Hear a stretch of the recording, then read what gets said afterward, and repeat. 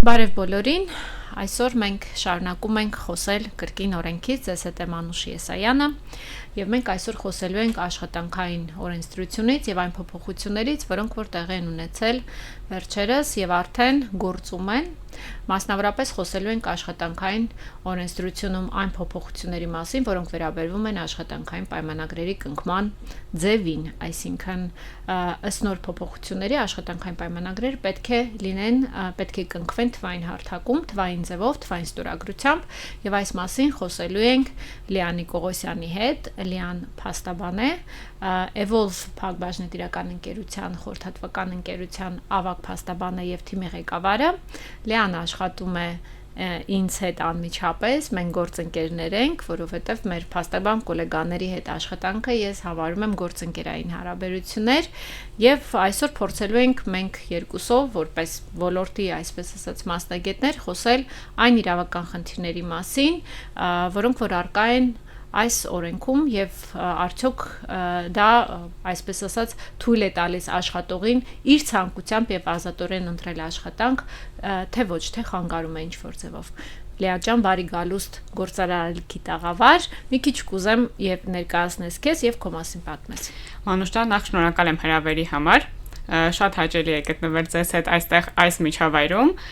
Իրականում ողջունում եմ ձեր նախաձեռնությունը։ Մի փոքր ներկայացնեմ ինձ, ինչպես Մանուշը նշեց, ես մասնագիտությամբ փաստաբան եմ, մոտ արդեն 5 տարվա աշխատանքային փորձ ունեմ այս ոլորտում, եւ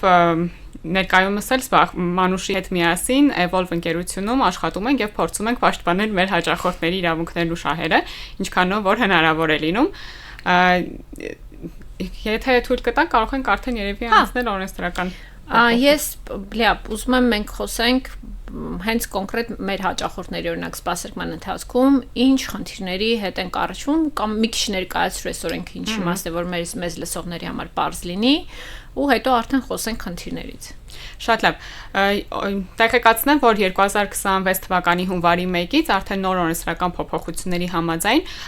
2026 թվականի հունվարի 1-ից կնքվող բոլոր աշխատանքային պայմանագրերը պետք է պարտադիր թվայնացվեն եւ թվային համակարգում կնքվեն, այսինքն այլ կերպ ասած թղթային տարբերակները որպես այդպեսին ուժ չեն ունենալու եւ դրա համար թե գործատուն թե աշխատողը պարտավորություն են կրում ունենալու էլեկտրոնային ստորագրություն, որպեսզի կարողանան հարկային համակարգի միջոցով, այսպես ասած, այսինքն self portal-ի միջոցով կարողանան ծանոթանել աշխատանքային պայմանագրին, այնուհետև էլեկտրոնային ստորագրությամբ հաստատեն իրենց կողմից պայմանագիրը։ Ինչպիսի խնդիրների ենք բախվում, նախ նշեմ, որ մեր հասարակությունում աշխատողների, այսինքն այն անձանց, ովքեր ցանկանում են նոր մտնել աշխատանքային հարաբերությունների մեջ, փաստորեն ստացվում է, որ մեծ մասը չունեն նույնականացման քարտ եւ նույնիսկ ծանոթել չեն թվային ստորագրություն ասված եզրույթին, ու դրանով պայմանավորված բախվում ենք բազմազան խնդիրների հետ, նախ նրա հետ, որ մարդիկ ցանկանում են օրինակ 2026 թվականի հունվարի 20-ից դիցուկ անցնեն աշխատանքային հարաբերությունների տվյալ գործատուի հետ, բայց չունեն թվային ստորագրություն եւ գործատուն եւ աշխատողը նման դեպքում ունենում են իրենց պատճառում են տհաճություններ, որովհետև փաստացի ունեն կամքը, ցանկանում են, եթե նախկինում կարող էին ուղղակի թղթային աշխատանքային պայմանագրի հիման վրա անցնել աշխատանքային պարտականությունների ու խնդիրը լուծվում էր, տվյալ դեպքում ինչպես նաև գրանցման հայտ էին ներկայացնում, հիմա ստացվում է, որ պետք է առաջին հերթին լուծվեն նույնականացման քարտի եւ թվային ստորագրության խնդիրները։ Կարծում եմ շատերը տեղյակ են, որ ներկայումս եթե ցանկանում ենք գրանցվել նույնականացման քարտ հանելու համար, նորը վերցնելու կամ փոխելու, հերթերը հունիսին 2-3 ամիս դա լավագույն դեպքում ես տեղյակ եմ, որ հունիսին նոր կարող է հերթերը հասեն։ Օրինակ իմ դեպքում էլ մայիսին լրանման նույնականացման քարտի ժամկետը ես դեռևս չեմ հերթագրվել, բայց արդեն պատկերացնում թե ինչ իրավիճակ է սպասվում։ Ու տվյալ դեպքում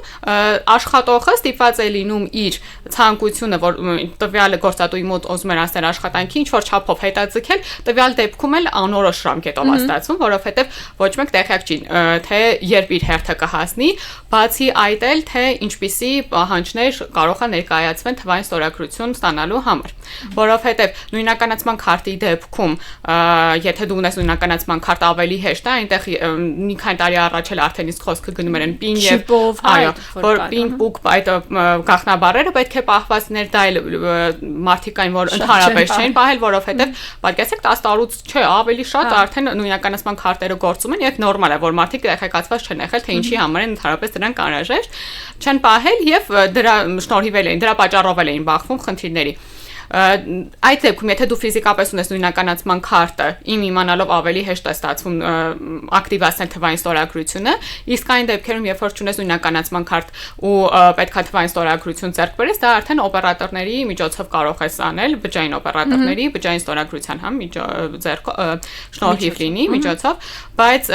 տարբեր բջջային օպերատորներն էլ մեր պրակտիկան Մանուշյան դուք էլ կփաստեք, որ տարբեր պահանջներ են ներկայացնում հաճախորդներին, թե ինչ է անհրաժեշտ, որպեսզի ի վերջո կարողանան այդ բաղձալի թվային ստորագրությունը ձեռք բերել։ Ես ուզում եմ այստեղ մի հատ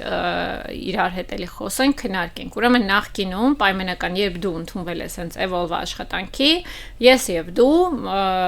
խոսելուց հետո կնքել ենք աշխատանքային պայմանագիր այն պայմաններով, որով որ Evolve-ը քեզ որպես աշխատող ընդունել է իր մոտ աշխատանքի, այսինքն ներկայացել ենք ընկերության ներքին կարգապահական կանոնները, ծանոթացել ես դրանց եւ արդեն մենք թղթային ձևով կնքել ենք այդ պայմանագիրը։ Դրանց հետո հաշվապահները, այսպես ասած, հայտն են ներկայացրել, որ այս աշխատողը արդեն այսինչ օրվանից մեզ մոտ աշխատող է, որպեսզի այդ հարկային համակարգում եւս տվյալ աշխատողը գրանցված լինի։ Հիմա, որ մեզ լսողների համար պարզ լինի, այս համակարգը այլևս չի գործում։ Պայմանական, եթե դու գայիր այսօր մեզ մոտ աշխատանքի ընդունվելու, մենք իրար հետ խոսելուց հետո պետք է ասեի Լեա ջանից դու ունես թվային ստորագրություն, եւ եթե դու ասեիր, որ չէ, չունես, հա, ստացվում է, որ եթե անգամ ես շատ եմ ուզում եւ դու էլ ես շատ ուզում մեզ մոտ անցնել աշխատանքի, ես այդ գործնական հնարավորությունը չունեմ քեզ հետ աշխատանքային պայմանագիր կնքելու, որովհետեւ դու չունես թվային ստորագրություն։ Հիմա սա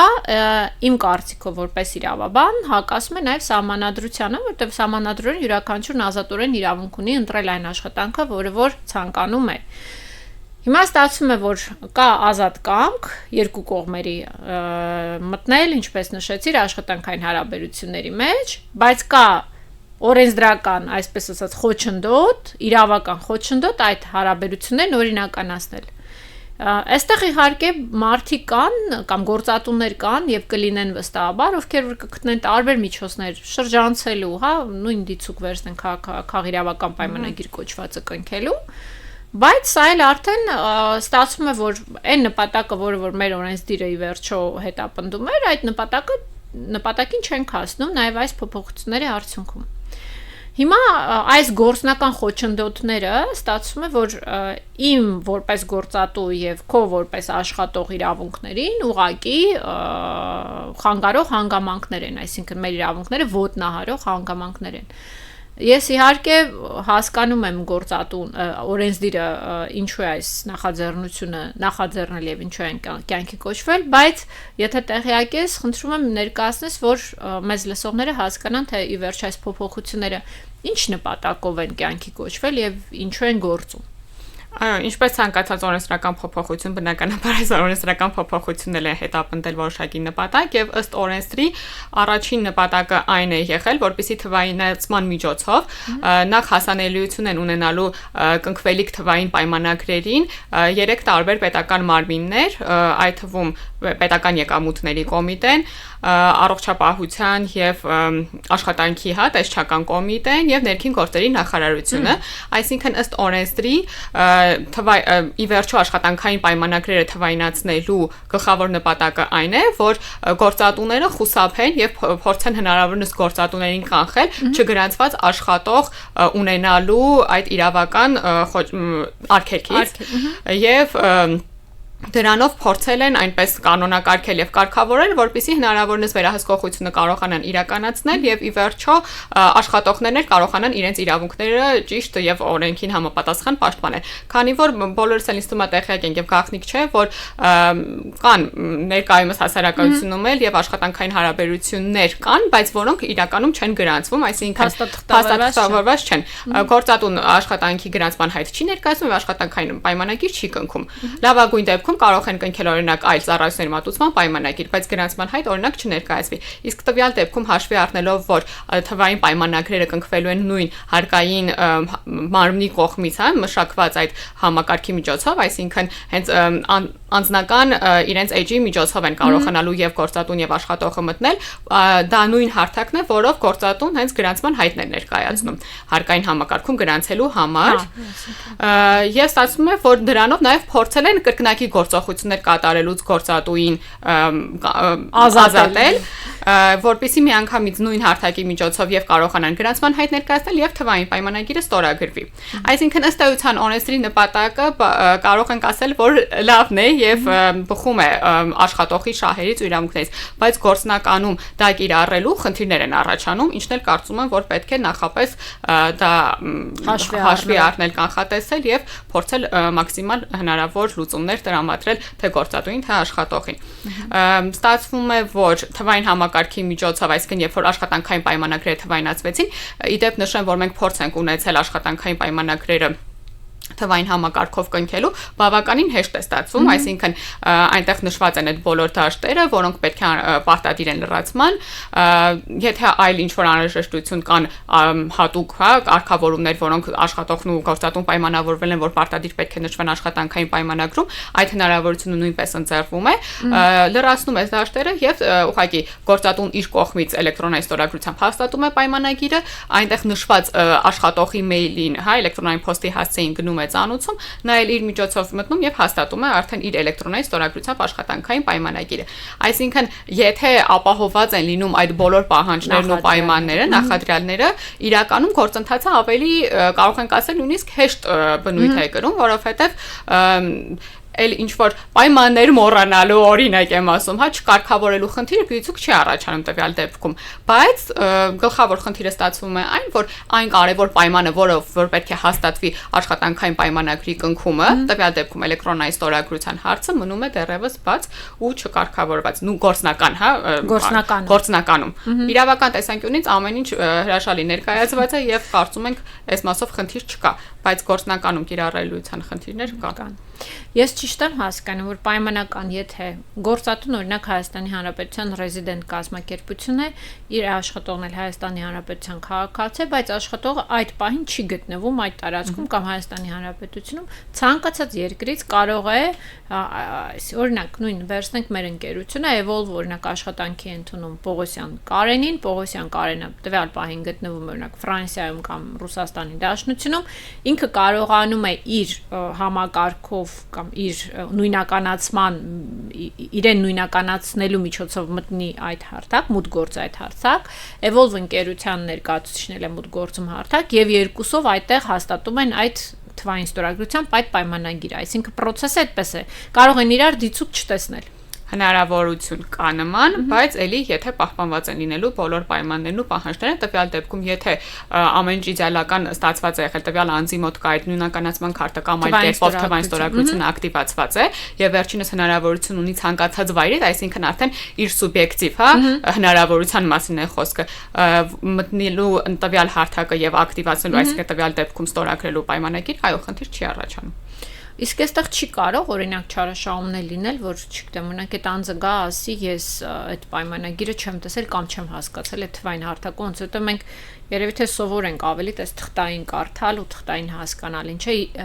իդեպ նաև եւ հաստատ քո պրակտիկայում հանդիպել եւ մեր հաճախորդների հետ պրակտիկայում հանդիպել, մարդիկ շատերը նույնիսկ թուղթ չեն ասում, մենք թուղթ չենք կարդում, ուղղակի ստորագրում ենք։ Հիմա ես օրինակ մի քիչ չեմ պատկերացնում ինչ որ մի պահի կարող է այդտենց աշխատող լինի, ասի ես չեմ կարդաց, ես չգիտեի ոնց պետքա կարդայի, ինձ ասել են մտի ստորագրի, մտել եմ ստորագրել եմ։ Կարող է գործնականում այդպիսի խնդիր առաջանալ։ Կարծում եմ, որ հնարավոր է, որ առաջանան, որովհետև նախ նոր այս հարթակը ներդրվել ու չենք կարող ասել, թե ինչպիսի խնդիրների կարող ենք բախվել ապագայում, ինչու ոչ, հնարավոր է, որ նաև նման դեպքեր լինեն, բայց հաշվի առնելով, ինչպես դուք եք նշեցիք, որ նույնիսկ թղթային պայմանագրերի կարդալու սովորություն մեզ մոտ որպես այդպիսին ընդունված չէ, նույնն էլ կարող ենք արդեն ասել թվային պայմանագրի մասին։ Չնայած որ այնտեղ ամեն ինչը նշված է, այսինքն լինելու այնպիսի կետեր չեն լինելու, որոնք հետագայում կարող են ավելացվել, եթե իհարկե կողմերի համաձայնությունը չլինի, որովհետև հարթակը նաև հնարավորություն է տալիս կցելու օրինակ հավելվածի տեսքով այլ փաստաթղթեր, որոնք դուք կարող եք թղթային տարբերակով էլ, ինչպես մենք ենք արդեն հասկացել, օրինակ ստորագրել եւ կցել որպես այդպիսին համակարգ։ Հա, այսինքն կոպիտ ասած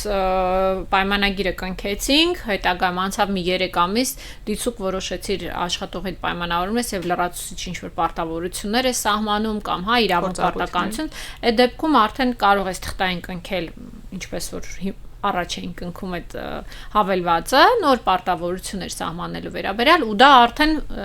ներբեռնել, հա, ներբեռնել համակարգ,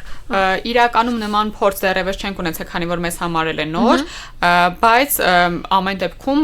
առաջին հայացքից համակարգը նման հնարավորություն տալիս է։ Հիմա որ դա էլ արդեն կարծում եմ իր խնդիրներն է առաջացնելու, որովհետև ինչպես նշեցի, նույնիսկ այդ համակարգում օրինակ իրավունքներ պարտականություններ լրացնելու դաշնել պարտադիր չէ, որտեղ ըստ էության աշխատանքային օրենսգրքով է նախատեսված դրան կարգավորված, եթե իհարկե նորից եմ կրկնում, այլ առանձնահատուկ ինչ որ կարգավորում կողմերի համաձայնությամբ առկա չէ,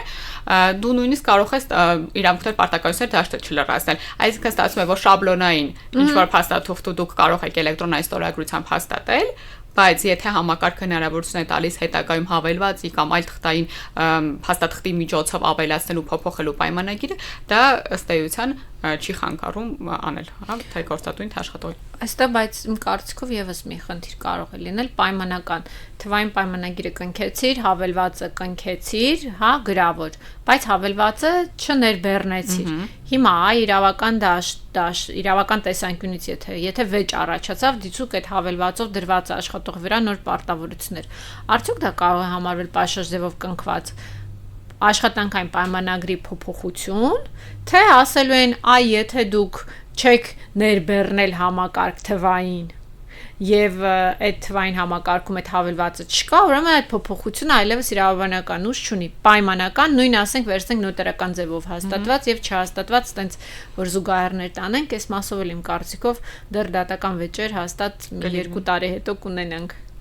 Իմ կարծիքով ու նաև օրենսդրական տրամաբանությունից ելնելով կարծում եմ, որ հաշվի առնելով 2026 թվականի հունվարի 1-ից սկսած բոլոր աշխատանքային պայմանագրերը պետք է թվայնացվեն եւ դրա համար նախատեսված են համապատասխան կարգավորումները, ցանկացած թղթային փաստաթուղթ կնքելու միջոցով ինքը պետք է ներբեռնվի համակարգ, որպեսզի այդ նույն իմ թվարկած արդեն պետական մարմիններին հասանելիություն ունենան։ Հակառակ դեպքում, եթե դա չի ներբեռնվում, կոպիտ ասած, ինչքան փաստաթուղթ էլ դուք միմյանց միջև կնքած լինեք, դա որպես այդպեսին կարող է օրինական ուժ չունենալ, իրավաբանական ուժ չստանալ։ Բայց այստեղ էլ հետաքրքիր է, օրինակ դիցուք լավ, աշխատանքի տեսչությունը հասկացանք, ՊԿ հասկացանք, ՆԳՆ-ն հասկացանք, բոլորն իմացան, որ օրինակ Evolve PB-ն եւ Լեա Նիկողոսյան ունեն աշխատանքային հարաբերություններ, աշխատավարձը տեսնում են, հարկերը տեսնում են, այս մասով խնդիր չունենք։ Հիմա հարց. իրենց ինչ տարբերություն Ինչ էական նշանակություն է այդ կառույցների համար, դիցուք Լեայի վրա որպես փաստաբան դրվել է պարտավորություն հայցադիմումները դատարան մուտք անել, թե ոչ։ Այս մասը մի քիչ ինձ համար անդրամաբանական է առնվազն, այսինքն որ եթե կհասկանայի, եթե օրինակ այնպես լիներ, որ հենց աշխատանքային պայմանագիրը կնքեցիք այդ ֆորման, հա, այսպես ասած մշակված ձևաչափով կնքեցիք, շատ լավ։ Դրանից հետո ձեր լրացումները, լրացուցիչ պարտավորությունները ավելացնելը կամ իրավունքները նվազեցնելը եւ այլն, այդ ամեն ինչը կարող է հավելվածով կարգավորել թղթային եղանակով եւ չպետք է ներբեռնվի։ Իմ կարծիքով այդ տրամաբանությունը ավելի ճիշտ կաշխատեր, քան թե դու յուրաքանչյուր հավելված կարող է աշխատանքային գործունեության ընթացքում հնարավոր է անձի հետ մի քանի անգամ պարտավորությունների եւ այլնի մասով փոփոխություններ լինեն եւ ընդ որում աշխատանքային օրենսդրություն չի պարտադրում յուրաքանչյուր դեպքում եւ դու պարտավորություն ես ավելացնում կամ նվազեցնում, դու աշխատավարձի փոփոխություն անեցին, դա կողմերի կամահայտնության եւ կամքի վրա է դրված, էլ այս մասով եւս կարծում եմ մենք դեռ շատ դատական խնդիրներ կունենանք եւ վեճեր կունենանք, ինչպես օրինակ COVID-ի ժամանակ երբ հեռավար աշխատանքը նոր ներմուծվեց եւ այդ մասով դատավարական բավական հետաքրքիր process-ներ ունեցանք։ Լավ, ուրեմն ամփոփելով ասենք, որ Հայաստանի Հանրապետության յուրաքանչյուր քաղաքացի, ով ունի նույնականացման քարտ եւ ցանկանում է ընդունվել աշխատանքի 2026 թվականի հունվարի 1-ից, պետք է ունենա թվային ստորագրություն եւ թվային ստորագրության միջոցով միայն եւ բացառապես պետք է գործատուի հետ կնքի աշխատանքային պայմանագիր, եթե չի կնքում եւ եթե գնում է մեր աշխատողները որևէ գործատուի մոտով իրենց սովորական գրավոր ձևով պայմանագիր կնքում աշխատանքային, պետք է իրենք իմանան, որ այդ աշխատանքային պայմանագիրը այս փուլում առնվազն գործող իրավական կարգավորումների ներքո փետրվարի 12-ի դրությամբ իրավաբանական ուժ չունի, որտեղ մեր երկրում հաճախ է բան փոխվում։ Լավ, հիմա ես ուզում եմ խոսենք նաև մեր այն ցավոտ թեմայից, որ մեր ընկերությունում հաճախ ենք բախվում, մեր օտարերկրյա քաղաքացիներն են, ովքեր որ Հայաստանում աշխատանքային հարաբերություններ ունեն ռեզիդենտ կազմակերպությունների հետ։ Նույն վերցնենք ՌԴ քաղաքացիները, Բելարուսի քաղաքացիները, հա, որին որ մեր ընկերությունը առնվազն առնչվել են եւ ես եմ առնչվել եւ դու ես առնչվել։ Իրենց մասով ինչ ենք անում։ Հա, իրականում ցավոտ թեմա է օտարերկրացիներին աշխատանքի ընդունելու հարցը, թե գործատուի, թե օտարերկրացիների հենց համար։ Եթե օրինակ Հայաստանի Հանրապետության քաղաքացու դեպքում ինչ որտեղ նույնականացման քարտ ձեռք բերելու թվային ստորագրություն ձեռք բերելու ընթացակարգը որոշակի չափով կարող են ավելի բարձրացված լինել, նախ կապված նրա հետ, որ ի վերջո իրենց մաչելի լեզվով են բացատրում, հա, այդ ամեն ինչը եւ իրենք տեղեկացված են, թե նույնիսկ այս փաստաթուղթը ասելով օրինակ պետական մարմինը ինչ նկատի կարող է ունենալ, օտարերկրացիների դեպքում այլ է, նախ սկսեմ նրանից, որ երբ որ նույնականացման քարտ բնականաբար ոչ բոլոր օտարերկրյա քաղաքացիները ունեն, լավագույն դեպքում նրանք ունենում են հանրային ծառայությունների համարանիշ, ինչպես տեղ եկեք, այս մասով կա հնարավորություն բջջային օպերատորների միջոցով էլի թվային ստորագրություն ստանալու, բայց ինչպես արդեն նշել եմ, մեր փորձը ցույց է տվել, որ տարբեր բջջային օպերատորներ տարբեր պատասխաններ են տալիս, կախված թե ինչ փաստաթղթեր ու ինչ պայմաններ են պարտավոր ապահովել, հա, օտարերկրացիները թվային ստորագրություն ձեռք բերելու համար, նախ բաց միայն հանրային ծառայությունների համարանիշ ունենալու հանգամանքը բավարար չէ, վերջերս նաև պետք է ներկայացնեն իրենց բնակության օրինականությունը հաստատող փաստաթուղթ, բայց նաև տվյալ դեպքում հարկ ենք համարում, որ ոչ բոլոր օտարերկրյա քաղաքացիներ են օրինակ գալիս եւ մշտապես բնակություն հաստատում Հայաստանում, ի վերջո տարբեր մասնագիտություններ կան, որոնք հնարավորություն են տալիս նաև հեռավար կերպով աշխատելու ու պարտադիր չէ, որ օտարերկրյա քաղաքացին հենց գրասենյակային ինչ-որ աշխատանք կատարի, որպեսզի համարվի աշխատող։ Տվյալ դեպքում արդեն ստացվում է, որ նախ թվային ստորագրության այդ նույնականացման քարտը լավ բացառում ենք, թվային ստորագրություն ձեռք բերելու հարցն է բարդանում, քանի որ մի հատ պետք է օրինական Հայաստանում բնակության փաստաթուղթ ունենա, իսկ եթե չի բնակվում, ինչու այդ փաստաթուղթը ունենա, չէ՞։ Պետք է ամեն դեպքում իր այստեղ գտնվելու հանգամանքը, որ օրինական հիմունքներով է գտնվում, դա հիմնավորվի։ Բացի դա արդեն դե բնականաբար անձահաստատող փաստաթուղթ, որը ինձ թվում ամենահեշտն է տվյալ դեպքում լինում, բայց ամեն դեպքում մեր մասով օրինակ մեզ հանդիպած փորձի արդյունքում հասկացել ենք ամենաբարդը դա նախ օտարերկրացիները պետք է գան Հայաստանի Հանրապետություն կարողանան դա ապահովել, որտեղ ոչ միշտ է հնարավոր լինում իրենց համար ու հեշտ, բացի դա սպասվեն արդեն թվային ստորագրություն ձեռք բերելու հարցով, որը ինչպես նշեցի, եթե օրինակ հանրային ծառայությունների համարանիշ չունեն, նախ պետք է դա այդ հարցը լուծվի ու արդեն անդրադառնան բնակության օրինականությունը հաստատելու հարցին։ Ու այստեղ եթե օրինակ Հայաստանի Հանրապետության քաղաքացիների համար լավ որ թվարկենք երկու խոչընդոտ է, խոչընդոտ 1 դա երկար ժամանակ են նախատեսված հերթերի պատճառով որ նույնականացման քարտ ստանան, հետո գնան թվային ստորագրություն ստանան, ասենք թեկուզ տեսանելի ժամկետ օրինակ գրանցվեցին, գիտեն որ մայիսի 5-ին կստանան այդ նույնականացման քարտը եւ դիցուկ եթե մայիսի 5-ին ստացան, մայիսի 7-ին օրինակ արդեն կունենան այդ թվային ստորագրություն կոչվածը, օտարերկրացիների դեպքում մի քիչ անհասկանալի առհասարակ ժամկետներ են, որովհետեւ նրանք նույնականացման քարտ չունեն եւ չեն կարող ունենալ, նրանք պետք է մի հատ այդ կացության իրենց հարցերը, բնակության կամ կացության կարգավիճակը հավաստող փաստաթղթեր ձեռք բերեն, այսինքն գան Հայաստան եւ ձեռք բերեն եւ անտրամաբանական է այս դեպքում, եթե իրենք Հայաստանում չեն բնակվելու ինչու են ձեռք բերում կացության իրավիճական բնակությունը հավաստող փաստաթուղթ եւ հետո նոր դրանից հետո կարողանան ստանալ թվային ստորագրություն, ընդ որում շատ ճիշտ նշեցիր, որ տարբեր օպերատորների մոտ տարբեր պահանջներ, մի օպերատոր ասում է միայն բնակությունը հավաստող փաստաթուղթը, օրինականությունը հավաստող փաստաթուղթը բավարար է, մյուսը նշում է, ասում է, չէ, դա բավարար չի, մի հատ կացության փաստաթուղթ բեր, այն մյուսը ասում է լրիվ ուրիշ փաստաթուղթ է ուզում։ Այս մասով շատ իհարկե բարդ է այս ամբողջ process-ը, բայց ինչպես մենք այս 1-2 օր առաջ տեղեկացանք, մի դեպ մեր ընկերությունը նաև հարցումներ էր ուղարկել, թե աշխատանքի տեսչական մարմին, թե տարբեր պետական կառույցների, որպեսզի հասկանանք այս հարցի վերջը ինչպես են կարգավորելու եւ ինչ նախաձեռնություններ կան այս հարցը կարգավորելու ուղղությամբ եւ դեռևս բայց պատասխան չունենք։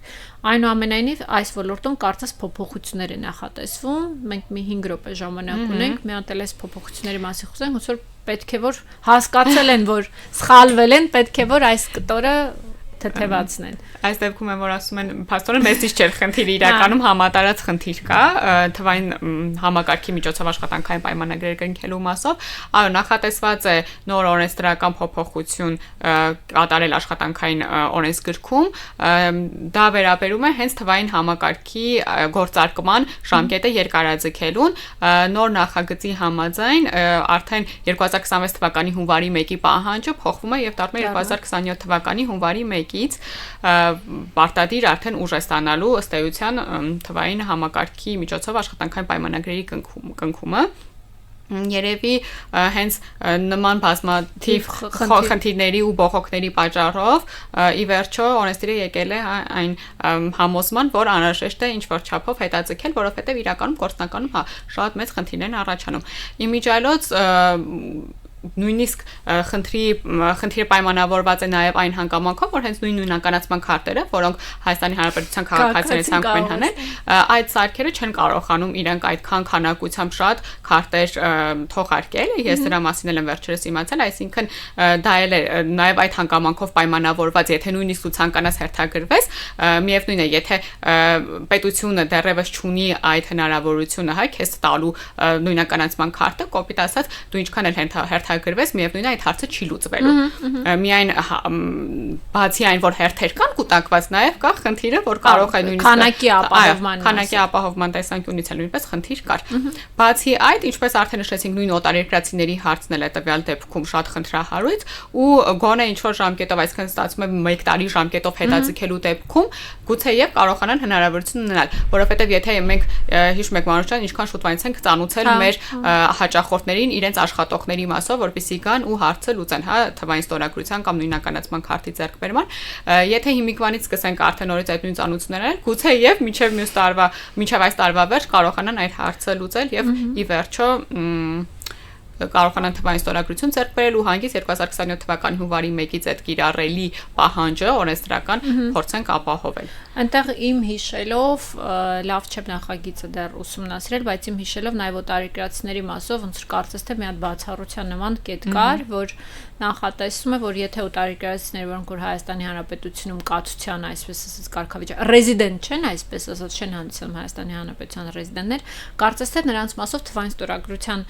պահանջը պարտադիր չի լինում, այսինքն թվային ստորագրությունը թվային պայմանագիր կնքելու պահանջը կարծես թե պարտադիր չի լինում եւ նրանք կարող են արդեն թղթայինով, այսպես ասած, շարունակել աշխատել, բայց սպասենք տեսնենք այս նախագիծը կընդունվի թե ոչ, ինչ ձևով կընդունվի եւ երբ ընդունվի, արդեն նոր հավանաբար կհասկանանք, թե ինչպես է գործելու։ Այսքանը շնորհակալություն Լիա ջան, մեզ լսողներին խնդիրները, ոլորտի խնդիրները ներկայացնելու համար։ Ինձ եւ քեզ մաղթում եմ այս գործերով քիչ աշխատանքային վեճեր հետագայում իհարկե հետաքրքիր կլիներ մեր դատական պրակտիկան հասկանանք ինչպես կձևավորվի այս ոլորտում, բայց ամեն դեպքում տհաճ է, երբ աշխատանքային հարաբերությունների ոլորտ այնպիսի իրավական կարգավորումներ են ներմուծվում, որը ոչ թե նպաստում է գործազրկության նվազեցմանը, այլ հակառակը կարծես թե գործնականում հակառակը հենց նպաստում է, որ գործազուրկների թիվը կամ աշխատանքային հարաբերությունների մեջ մտնող քաղաքացիների թիվը արհեստականորեն նվազի, որ կարծում եմ, որ այդքան էլ ճիշտ եւ դրական դինամիկա չի մեր պետության համար։ Շնորհակալություն։ Ես շնորհակալ Մանուշ ջան, շատ հաճելի էր իրականում, ինձ թվում է եւ արտի խնդիր ենք մենք բարձրաձայնել այսօր։ Իրականում օրենսդրի նպատակը կարծում եմ, որ տեղին է եւ լավն է, բայց գոնե պետք է հնարավորություն ընձեռվեր նման բացառությունների համար, ինչպիսի կարգավորումներ կարող էին նախատեսել, որպեսզի եթե անձը ի վերջո ցանկանում աշխատանքային հարաբերությունների մեջ մտնել, չպետք է ստիպված լինի հետաձգելու կամ իր ցանկացած աշխատանքով չզբաղվելու միայն այն պատճառով, որ օրինակ դիցուկ նույնականացման քարտ կամ թվային ստորագրություն չունի։ Այսինքն մեր կամքի վրա պետք չի, մեր կամքին պետք չի բռնանալ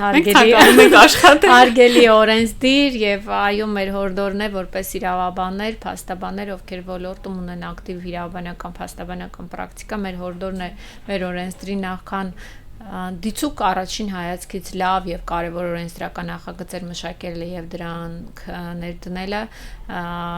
ոլորտ ուսումնասիրել ավելի լավ եւ բացահայտել ոլորտի խնդիրները, որպեսզի այսպիսի գործնական խնդիրներ եւ գործնական խոչընդոտներ չառաջանան։ Այսքանը, մինչ նոր հանդիպում, ելի կհանդիպենք եւ կխոսենք օրենքից։ Ծայրություն։